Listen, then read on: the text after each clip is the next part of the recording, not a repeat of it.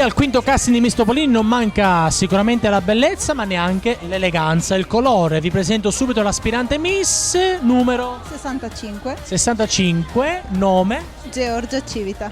Georgia. Georgia. Oh, che bel nome. Come lo Stato. Come lo Stato? Ci sei mai andata? No.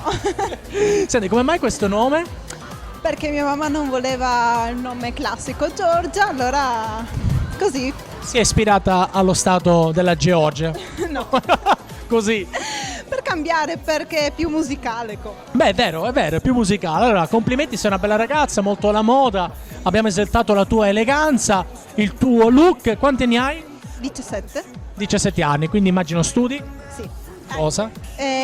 Programmazione, insomma, per diventare un programmatore informatico. Ah, ho capito, quindi ti piacciono i PC, i computer? No. Quindi hai scelto la scuola giusta. Mi piaceva, ma ora mi sono un po' pentita.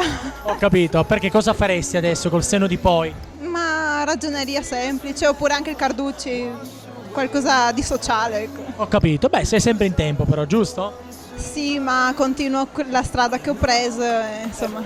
Ho capito, senti, però hai anche tutto il diritto di sognare, vero? Certo, sì. Quindi cosa sogni per te, per il tuo futuro? La felicità, la semplice felicità. Qualsiasi cosa che non mi porti Male. tristezza. Beh, insomma, chiamalo poco. Senti, benvenuta a Miss Topolini, Grazie. telecamera tutta tua, quindi puoi salutare e dire tutto ciò che vuoi. Saluto i miei genitori, i miei amici, quelli del polo disabili e il mio ragazzo che è qui, i miei compagni di classe.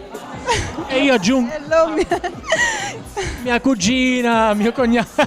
Va bene, io aggiungo in bocca al lupo. Grazie mille, crepi.